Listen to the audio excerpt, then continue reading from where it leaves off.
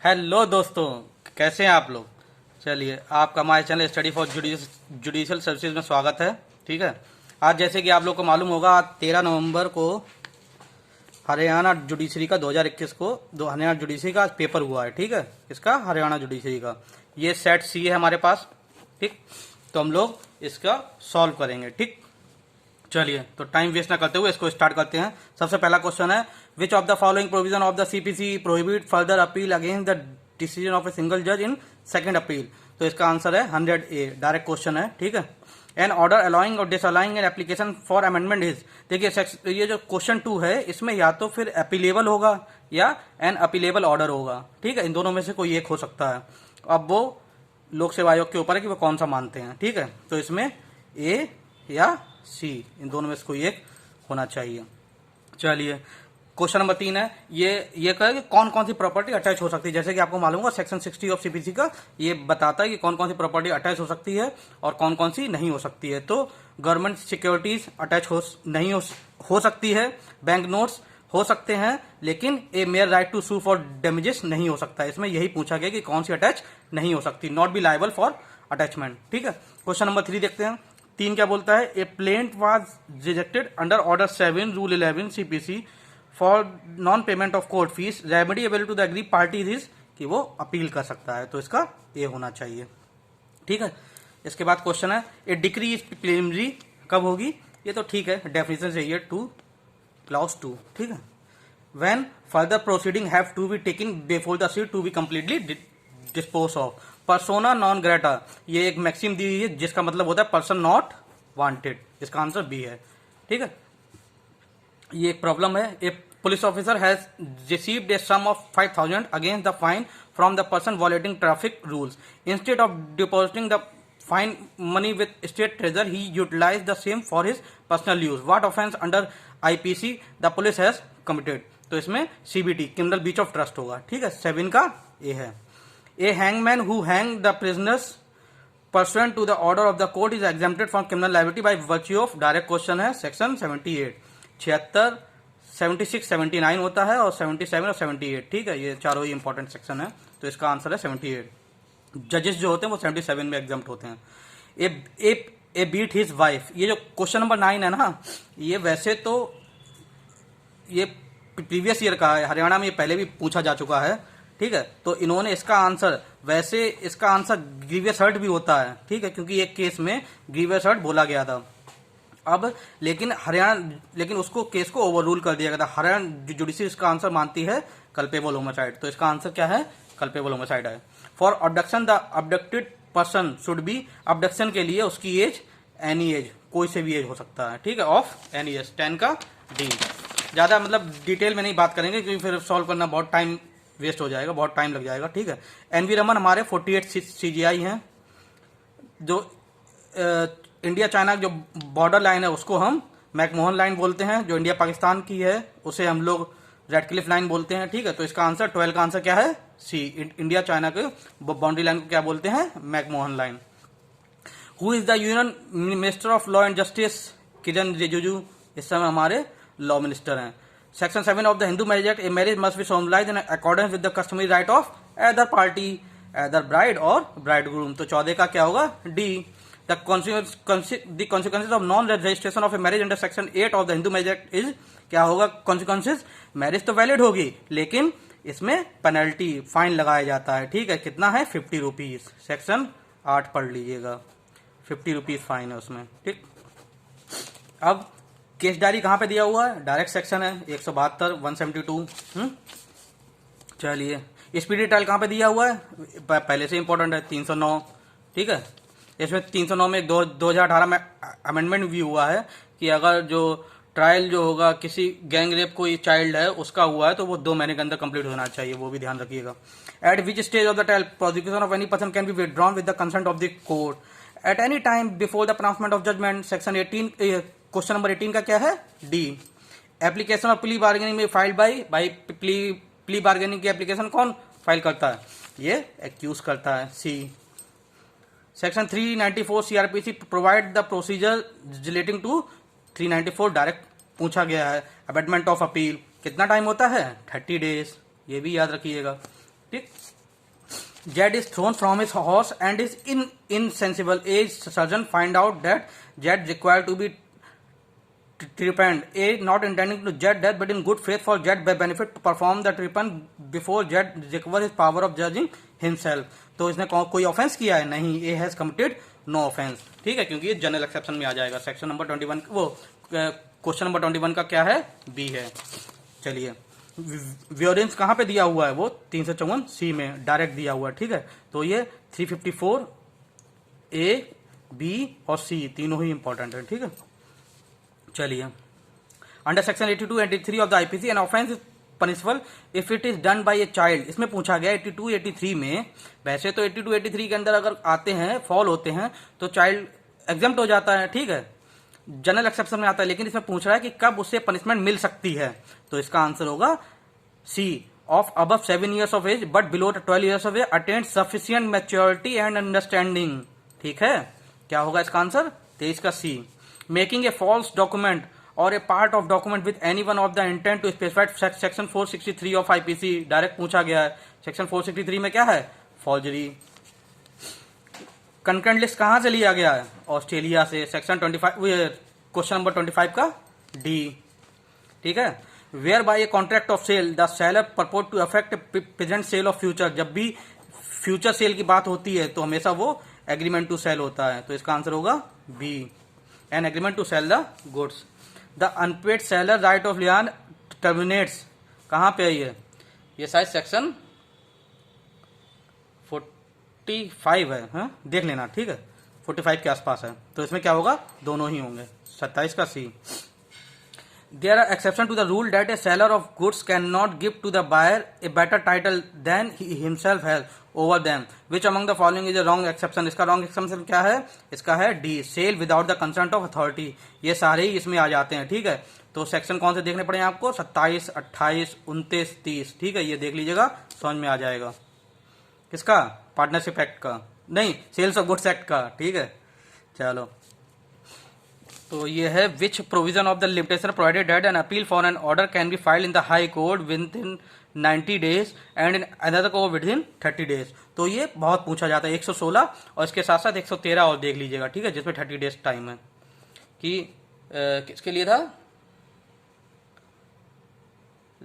Revision के लिए, revision के लिए टाइम पीरियड कितना है, ठीक है, 113 और देख लीजिएगा इसका आर्टिकल। चलिए, विच of the following is not covered under section 6 of the limitation act. तो इसमें आपको मालूम ही है कौन कौन होता है, इंसेन होता है, इडियट होता है, माइनर होता है, कौन नहीं होता, नॉट कवर्ड पूछा है ना, तो इंसॉल्वेंट नहीं होता। Section 14 of the Hindu succession applies to section 14 जो है वो दोनों पे कि वो वुमेन की जो प्रॉपर्टी होगी वो उसकी एब्सोल्यूट मानी जाएगी, दोनों ही प्रॉपर्टी, चाहे मूवेबल हो चाहे इमूवेबल हो, क्योंकि वहां पर एनी प्रॉपर्टी इस्तेमाल किया गया है। ये 32 का क्या है, ए Hindu dies leaving behind father and sons daughter son they are. तो जैसे कि आपको मालूम है कि फादर ही केवल ऐसा है जो क्लास सेकंड ईयर्स में आता है, जो मतलब पास में होता है, कौन, मदर, सन, डॉटर, वाइफ, ये सब क्लास 1 ईयर है, और लेकिन फादर जो है वो क्लास सेकंड ईयर में आता है। तो इसी से आप जान लीजिए कि ये क्लास सेकंड ईयर्स की बात कर रहे हैं। The effect of death of Muslim husband, question number 33, the effect of death of Muslim husband और wife during the period of iddat following a revocable pronouncement of divorce on inheritance right is.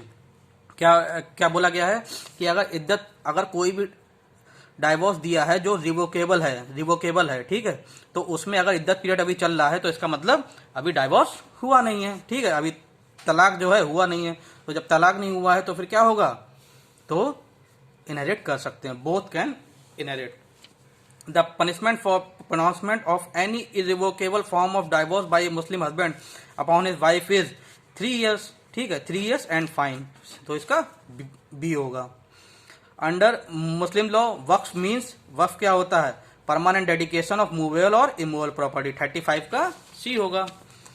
The satisfaction of the president means the satisfaction of the council of ministers, not his personal satisfaction, was held in the case of, very important, Shamsher Singh versus state of Punjab. इसमें Ram जवाया Kapoor case और है, वो भी देख लीजिएगा, वो भी कभी कभी पूछा जाता है, लेकिन इसका आंसर 36 का आंसर क्या है, Shamsher Singh versus state of Punjab. चलिए, आर्टिकल 360 क्या बोलता है, फाइनेंशियल इमरजेंसी कभी हुई है, कभी नहीं हुई, नेवर। तो इसका आंसर क्या है, D. The production and improvement of environment including forest and wild life of the country is, कहाँ पे दिया हुआ है? ये भाई दोनों में दिया हुआ है, डीपीएसपी में भी और फंडामेंटल ड्यूटीज में भी, ठीक है। चलो, secularism is a part of basic structure of the Indian constitution, बहुत बार पूछा गया है बहुत सारे स्टेट्स में, क्या है? SR Bommai. The constitution does not provide for the post of, constitution में कौन सी पोस्ट नहीं होती है? डिप्टी चेयरमैन राज्यसभा है, डिप्टी स्पीकर ऑफ लोकसभा है, डिप्टी प्राइम मिनिस्टर नहीं है, ठीक है, तो इसका सी होगा। Communication of death sentence of on A pregnant women is provided by section 416, बहुत पूछा जाता है, ठीक है। कौन करता है कम्यूटेशन? कौन करता है? बाई हाई कोर्ट, ठीक है। इसमें एक अमेंडमेंट भी हुआ था, कब हुआ था? 2009 में, ठीक। चलो, अब ये क्या है? Can proceed under section 340 of the CrPC. अच्छा, 340 के अंदर कौन कौन सी कोर्टें आएंगी? जब 340 आप देखेंगे तो उसमें ये दिया हुआ है कि इसमें कोर्ट का मतलब वही होगा जो 195 में कोर्ट है, ठीक है। तो इसका मतलब 195 में तीनों ही कोर्ट हैं, तो तीनों, इसका आंसर होगा डी, चाहे वो सिविल कोर्ट हो, रेवेन्यू कोर्ट हो, चाहे क्रिमिनल कोर्ट हो, ठीक है। मजिस्ट्रेट टू अरेस्ट, ठीक है, कि मजिस्ट्रेट कब अरेस्ट कर सकता है सीआरपीसी में? तो इसमें 41, 42, 43, 44 ये चारों ही इंपॉर्टेंट। 41 में क्या है? Police officer without warrant. 42 police officer जब वो होगा, और 43 में बाय आर्मी ऑफिसर। 44 में नहीं, 43 में वो है, हाँ, 44 में मजिस्ट्रेट। 44 ऐसे आप याद रखिएगा कि 4 और 4 मजिस्ट्रेट का काम ही है इक्वलिटी करना, ठीक है। तो 44 से ये मैंने ऐसे याद कर रखा है। चलो, it is mandatory to produce the person arrested before the magistrate within 24 hours, ठीक है। 56 में ये है कि मजिस्ट्रेट के पास पहुंचाना होगा, 57 में 24 घंटे के अंदर पहुंचाना होगा। इसमें ये पूछ रहा है कि 24 घंटे वाली बात कहां दी हुई है? तो 57। 44 का कौन सा है? 57। Under CrPC imprisonment in default of payment of fine can be awarded, कब होगा? एडिशन होगा, ठीक है। जब पहले आपकी वो वाली पनिशमेंट जो आपको हुई है, जब वो खत्म हो जाएगी तब उसके बाद वो चलना चालू होगी। Degree means formal expression of the court of education determine the right of the parties. 2 इसमें कहा मैंने 2 बोल दिया था भाई? अच्छा, डिग्री पिंगरी। चलो, on the ground of jurisdiction under section 13 of the CPC can be challenge only a judgement in personam. 47 का A, which of the following position is incorrect? A contract void is void ab initio. अरे ऐसा थोड़े होता है भाई, void contract का मतलब पहले तो वो वॉलिड होता है, लेकिन किसी कारण वो बाद में वॉइड हो जाता है, जैसे फ्रस्ट्रेशन ऑफ कॉन्ट्रैक्ट है कि नहीं? पहले तो वो वैलिड था, लेकिन किसी कारणवश वो बाद में वॉइड हो जाता है, इसीलिए उसको वॉइड कॉन्ट्रैक्ट कहते हैं। वॉइड एग्रीमेंट जो होता है वो वॉइड ऑफ इनिशियो होता है, तो इसका मतलब ये जो है इनकरेक्ट लिखा हुआ है, ठीक है। Void contract is not void of initio, वो हमेशा से वॉइड ऑफ इनिशियो का मतलब क्या होता है? From the very beginning. तो ये स्टार्टिंग से थोड़े वॉइड होता है, पहले तो ये कभी कॉन्ट्रैक्ट था, अब वॉइड हो गया है। फॉर एग्जाम्पल, कोई कॉन्ट्रैक्ट सही था, फ्रस्ट्रेट हो गया, तो वो वॉइड कॉन्ट्रैक्ट हो गया, ठीक। तो इसका ए होगा, ये सही नहीं है। Where the acceptance to an offer is send by the offeree by email. देखो इसमें क्या होगा, इसमें जैसे ईमेल होता है या टेलीफोन होता है, इन दोनों ही केस में, कौन सा केस था? केदारनाथ, ठीक है। इसमें क्या बोला गया? टेलीफोन या ईमेल के केस में रेसिपिएंट होता है, जहां पे रिसीव हो रहा है वो प्लेस मैटर करता है, तो इसका क्या होगा? 49 का बी होगा। देखिए ये क्या होता है, पेपर सॉल्व कराने से एक तो जिसको ये जिज्ञासा है ना कि हमें अपने आंसर देखने हैं, चेक मिलना कितने नंबर आ रहे हैं, वो ठीक है, एक तो वो हो जाता है। दूसरा, जिन्हें अपकमिंग एग्जाम देने होते हैं उनके लिए बहुत फायदा करता है, ठीक है। अब क्वेश्चन तो वही पूछे जाते हैं घूम फिर के, ठीक। हमेशा से 60 से 70% क्वेश्चन कहीं ना कहीं पूछे हुए होते हैं, मुश्किल से 20-25% क्वेश्चन होते हैं जो नए तैयार होते हैं, तो इसलिए पेपर ज्यादा से ज्यादा सॉल्व किया करें या देखा करें। विच of the following position is incorrect about the doctrine of frustration of contract. देखो फ्रस्ट्रेशन ऑफ कॉन्ट्रैक्ट उन केसेस में अप्लाई होता है जो, मतलब किस केसेस में अप्लाई नहीं होता? जो फ्यूचर कॉन्ट्रैक्ट होते हैं ना, उनमें फ्रस्ट्रेशन ऑफ कॉन्ट्रैक्ट नहीं लगता है। फ्यूचर कॉन्ट्रैक्ट में लगता है, सॉरी, फ्यूचर कॉन्ट्रैक्ट में फ्रस्ट्रेशन ऑफ कॉन्ट्रैक्ट लगता है। जो कॉन्ट्रैक्ट कंप्लीट हो चुके हैं उसमें ये नहीं लगता है।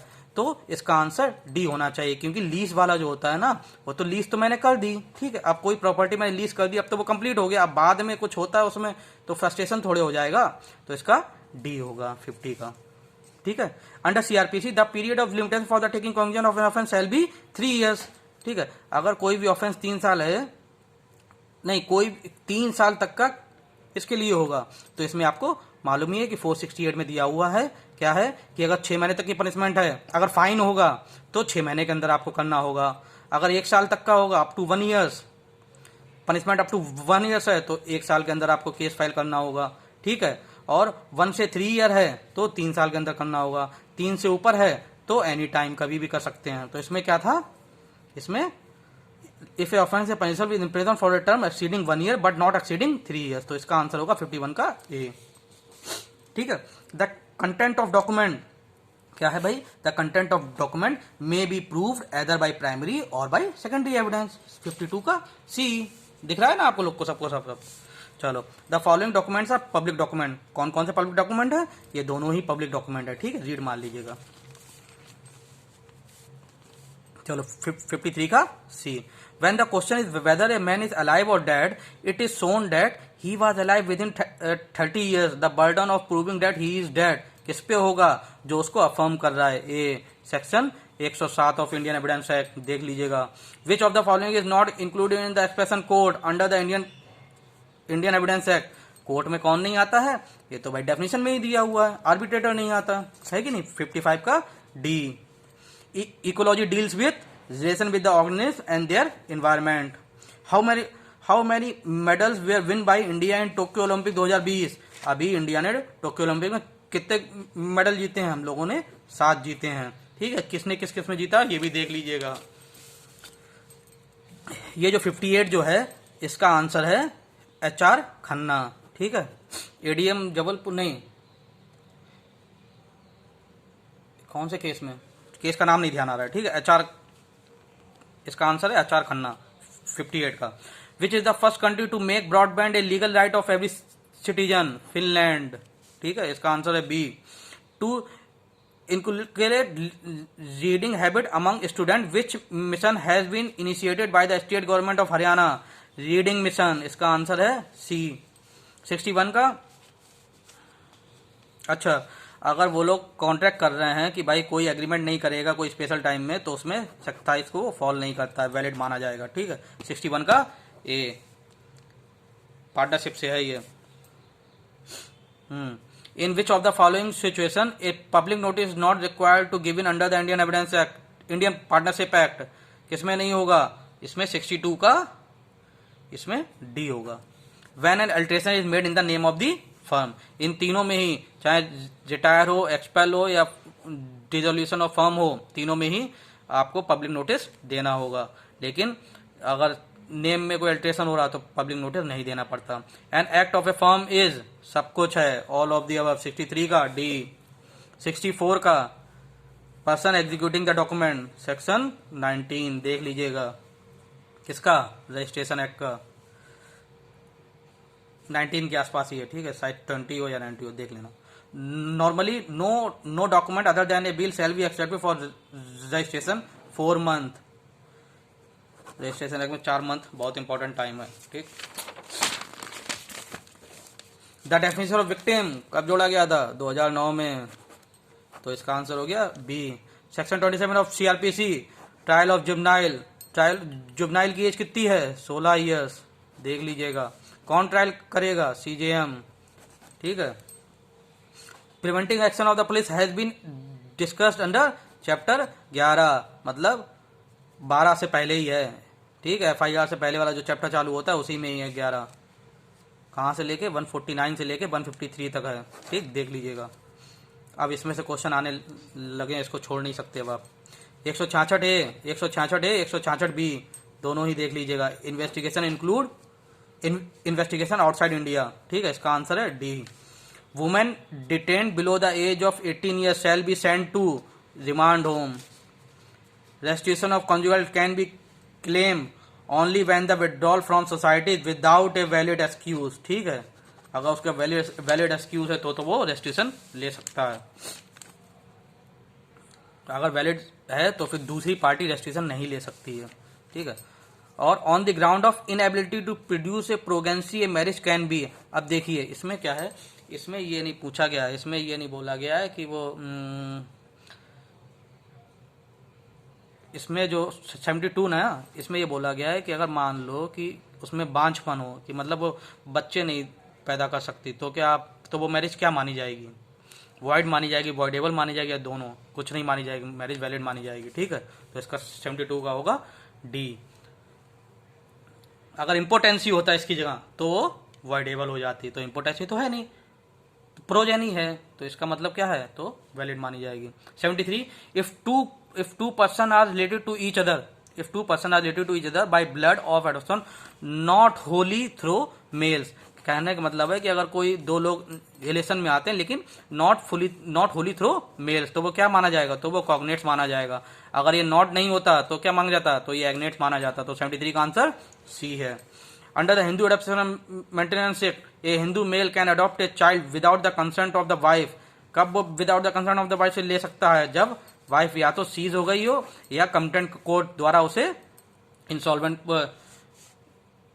बोल दिया गया हो, ठीक है। Choose the wrong statement a Hindu who has a Hindu can not adopt a son. बिल्कुल सही बात है, सन को अगर सन है तो नहीं अडॉप्ट कर सकते, सन है तो अडॉप्ट नहीं कर सकते, सन है तो भी सन अडॉप्ट नहीं कर सकते। लेकिन डी में क्या दिया हुआ है, ए Hindu who has a Hindu daughter can not adopt a son, तो ये रॉन्ग स्टेटमेंट है। अगर उसके पास हिंदू डॉटर है तो वो सन अडॉप्ट कर सकता है कि नहीं। अगर डॉटर है तो सन अडॉप्ट कर सकते हैं, सन होगी तो हम डॉटर अडॉप्ट कर सकते हैं। X owes 10,000 to Y under a contract, तो इसका होगा नोवेशन ऑफ कॉन्ट्रैक्ट, ठीक है। क्वेश्चन नंबर 76 का novation of contract, section 62 of Indian contract act देख लीजिएगा। विच of the following statement is correct, कौन सा इसमें करेक्ट है, सारे ही करेक्ट हैं इसमें, डी। चलिए section 27 of Indian contract declares an agreement exchange of trade, क्या होगा, वॉइड। 26 में क्या है, 26 में मैरिज है, सब पे पहले आदमी मैरिज करता है। 27 में बिजनेस चालू करता है। 28 में जब बिजनेस चालू करता है तो 28 में क्या होगी, तो लीगल प्रोसीडिंग होगी, बिजनेस करोगे, डिस्प्यूट आएगा, केस करना ही पड़ेगा। तो 26, 27, 28 तीनों में ही क्या होता है, वॉइड होता है। चलिए as per the Punjab court act, इसका होगा section 41। Which country has become the first country, El Salvador, जिसने बिटकॉइन को रिकॉग्नाइज किया था, ठीक है, लीगल टेंडर माना था। बिटकॉइन आजकल बहुत चल रहा है। The case Bachchan Singh versus state of Punjab, किसका है, कैपिटल पनिशमेंट। बच्चन सिंह हो, मक्खी सिंह हो, ये दोनों ही कैपिटल पनिशमेंट के हैं, ठीक है। Grave and sudden provocation is a, क्या होगा, ये क्वेश्चन ऑफ फैक्ट होगा, है कि नहीं, हर केस पे अलग अलग बेस्ड होगा।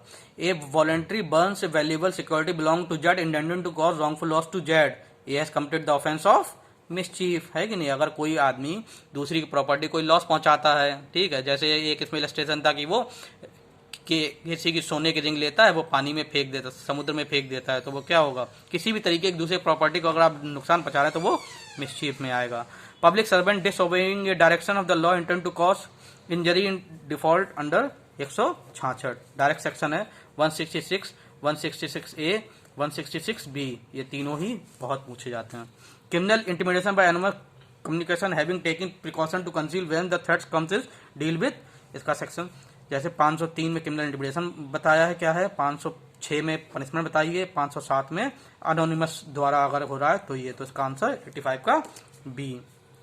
Second appeal shall not lie from any degree as provided under section 102 of the CPC, तो इसका क्या होगा, 25,000। फर्स्ट अपील का क्या है, 10,000, 96 में दिया हुआ है फर्स्ट अपील का 10,000, और इसका 102 में दिया हुआ है 25,000, 86 का क्या है, B. Which of the following statement is correct, इसमें कौन सा स्टेटमेंट करेक्ट है, तो 87 का है डी, बोथ ए एंड सी, ठीक है, इसको पढ़ लीजिएगा। If a cloud is cast upon the title and legal character of a plaintiff, he is entitled to seek the aid of the court to dispel it by way of declaration degree, कि my lord declare कर दो कि भाई ये मेरी है, कि इसमें जो क्लाउड जो आ रहा है इसको दूर कर दें, ठीक है। The order of injunction may be discharge valid and set aside by the court at the instance of both A and B, ठीक है। Section 10 of the CPC bars not only the trial of the subsequent but also the institution of subsequent suit. तो ये क्या है, ये भाई untrue है, मतलब फॉल्स है। कहने का मतलब है सेक्शन 10 क्या करता है कि केवल ट्रायल ऑफ सब्सिक्वेंट सूट रोकता है, इंस्टीट्यूशन ऑफ सब्सिक्वेंट सूट नहीं। ठीक है, तो ये इसका आंसर क्या होगा 90 का B. Which of the following case to introduce the concept of judicial review. ये बहुत टाइम से पूछा नहीं जा रहा था लेकिन अब पूछा जाने लगा है। मार्बरी वर्सेस मेडिसन, यूएस का केस है। ठीक है, ये आपको सेक्शन तो आर्टिकल 13 में भी देखने को मिल जाएगा। ठीक, who among the following was the first chief justice of the supreme court during British India. ये कौन है, ये एलिजा इम्फे हैं। ठीक है, which among the following language is not there is 8th schedule. कौन सी लैंग्वेज नहीं है, राजस्थानी नहीं है। इंडिया सोवरेनिटी लाइज विथ, अब देखिए इसमें जो 94 में क्या है, in India sovereignty lies with. अब इंडिया में सोवरेनिटी किसके पास है, देखो अब इसमें दोनों ही ऑप्शन सही हो सकते हैं, कॉन्स्टिट्यूशन भी और पीपल भी। ठीक है, तो इसमें अब लोक सेवा आयोग के ऊपर वो कौन सा मानते हैं, वैसे पीपल भी होगा और कॉन्स्टिट्यूशन भी हो सकता है। ठीक है, under the constitution the state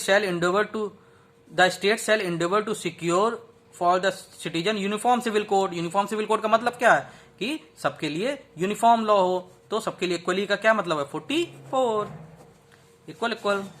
which of the following provision of the limitation act state date in case of death payment. तो इसका सेक्शन 19। ठीक है, डायरेक्ट ही है। सेक्शन 20 में क्या अमेंडमेंट हुआ था, अरे भाई सब्स्टिट्यूटिव परफॉर्मेंस ऑफ कॉन्ट्रैक्ट 20 के साथ 20A 20B और 20C भी याद करिएगा, पूछे जाते हैं। ठीक है, क्योंकि रिसेंट अमेंडमेंट ये 2018 का है। ठीक, ये भी याद कर लीजिएगा कि SRA 2018 अमेंडमेंट एक्ट कब इन्फोर्समेंट डेट है उसकी। ठीक है,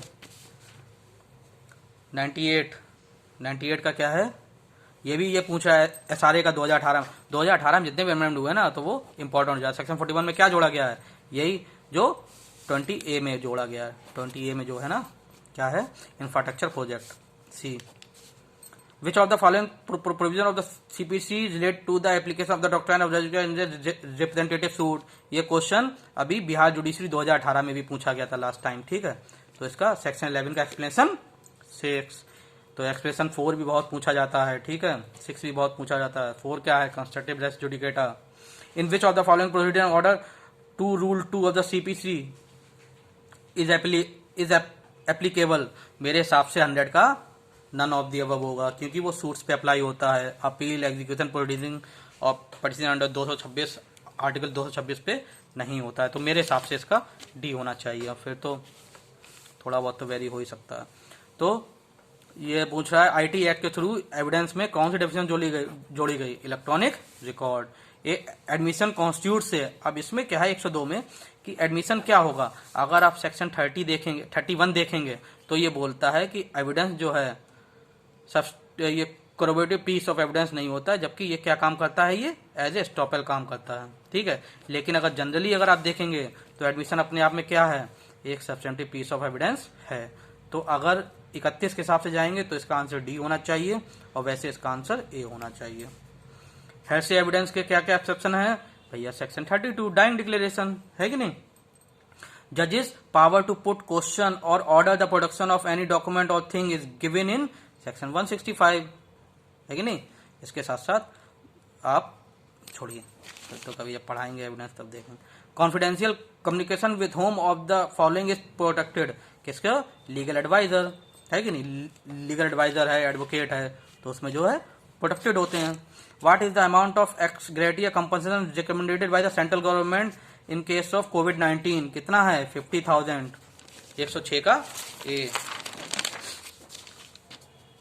who among the following case deal with the Pegasus surveillance scandal. ये रिसेंट केस है, कौन सा है, CPIL versus union of India. ठीक है, इसमें senior advocate Prashant Bhushan appear हुए थे। In which among the following cases the supreme court refuse to vacate its order allowing women candidate to appear for the national defence academy examination this year. Kush Kalra versus union of India 108 का B है। ठीक है, who among the following the chairman of the bar council of India, Manan Kumar Mishra, A है। Exposure to sunlight help a person improve his health because the UV rays जो है वो vitamin D बनाती हैं। Which of the following document needs compulsory registration as per the registration act, section 17 of registration act, ठीक है, बहुत पूछा जाता है। क्या है? Lease of इमोवल property more than exceeding 1 year. अगर आपने मेरे टीपीए लेक्चर देखे हैं तो उसमें भी आपको ये मालूम होगा, बिना रजिस्ट्रेशन एक्ट पढ़े हुए भी। No person shall convert a residential into non-residential except the permission in writing by the controller appointed by the state government. When the fair rent of building rented has been made or fixed under section 4 of Haryana Urban Rent Control Act, so no further increase or decrease in such fair rent shall be permissible for a period of 5 years. A custom must be immemorial in India. This applies that long usage is sufficient. अगर England की बात करें तो ये 1189 AD से पुराना होना चाहिए, लेकिन यहाँ पर इंडिया पूछा गया है तो ये इसका आंसर 114 का सी है। ठीक है। 115 uberrima fides means in utmost good faith B. 116 alienation by the karta without legal necessity और the benefit of estate is voidable at the instance of coparcener. 116 का B. 117 proceeding to be in camera. अब कैमरे का मतलब क्या है? Direct section है। Hindu marriage में कहा पूछा गया? सेक्शन 22 में दिया हुआ है। ठीक है। Which section of the Hindu marriage act deals with the custody of children? Section 26 में दिया हुआ है। Desertion is total repudiation of obligation of marriage, तो 119 का ए है। Presumption that the younger survive the elder, section 21 में जो है वो क्या है? वो रिबूटेबल प्रिजम्पशन ऑफ लॉ है। ठीक है। Section 62 of the deals with direct है। 62 primary evidence, 63 secondary evidence, 64 proof of document by primary evidence, 65 cases in which the second evidence is given. ठीक है। तो इसका आंसर क्या है? ए है। ठीक है। 62 पूछा है ना। 122 in the absence of substantiated evidence, तो इसका क्या होगा? इसका corroborative evidence can be use. अगर कोर्ट के पास सब्सटेंटिव एविडेंस नहीं होता है तो क्या है? तो हम लोग कोरोबोरेटिव एविडेंस इस्तेमाल करते हैं। अब इसका सी भी आप बोल सकते हैं कि कोरोबोरेटिव एविडेंस मे बी और may not be use as per the description of the court, लेकिन इसका आंसर यही होगा। ठीक है। व्हेन ए मैरिड वुमेन, ये केस है, ये तो देखो इसमें 123 का मालूम नहीं है क्योंकि ये दोनों ही case Ravichandra versus state of Punjab, ये भी आपका डाइंग डिक्लेरेशन का है, और Tukaram versus state of Rajasthan, ये भी आपका डाइंग डिक्लेरेशन, तो इन्हीं दोनों में से कोई एक हो सकता है। ठीक है। 123 कंफर्म नहीं है। Under section 14 of the evidence act the fact showing the existence of state of mind must be. अब देखिए, अब इसमें स्टेट ऑफ माइंड की बात हो रही है ना, तो हमेशा state of mind, body and bodily feeling, वो हमेशा स्पेसिफिक एक्ट के लिए उस समय बात कर रहे हैं कि उस समय स्टेट ऑफ माइंड उसका क्या था, उसने क्या किया, तो यहाँ पर स्पेसिफिक स्टेट ऑफ माइंड होगा 124 का। ठीक है। 125 क्या बोलता है कि 161 का जो इन्वेस्टिगेशन होगा वो किस चीज के लिए इस्तेमाल हो सकता है? 125 का investigation for contradicting the witnesses. ठीक है। बी में इस्तेमाल होगा। ठीक। 164 का होता तो वो दोनों के लिए इस्तेमाल होता, लेकिन 161 का पूछा इसलिए ये केवल कॉन्ट्राडिक्टिंग के लिए। ठीक है। मैंने पूरी कोशिश की है कि सारे क्वेश्चन सही हों। ठीक है। लेकिन फिर भी अगर कोई एक आध गलती अगर होती है, आप कोई गलती अगर पकड़ते हैं तो मुझे कमेंट करके जरूर बताएं, मैं उसको ठीक करने की कोशिश करूंगा। और जैसा कि आप लोग जानते हैं ये कोई ऑफिशियल तो आंसर की है नहीं। ठीक है। तो इसलिए ये थोड़ा वेरी हो सकता है। ऑफिशियल आंसर की अगर लोक सेवा आयोग आप पहली आंसर की निकालते हैं ना, तो उसमें भी 1-2 क्वेश्चन ऊपर नीचे हो जाते हैं। ठीक है। चलिए, तो मैं उम्मीद करता हूँ ये क्वेश्चन आपको कहीं ना कहीं फायदा देंगे और आपके नंबर्स जानने में आपकी मदद करेंगे कि आपके कितने नंबर्स आ रहे हैं। ठीक है। चलिए, ठीक है। Thank you.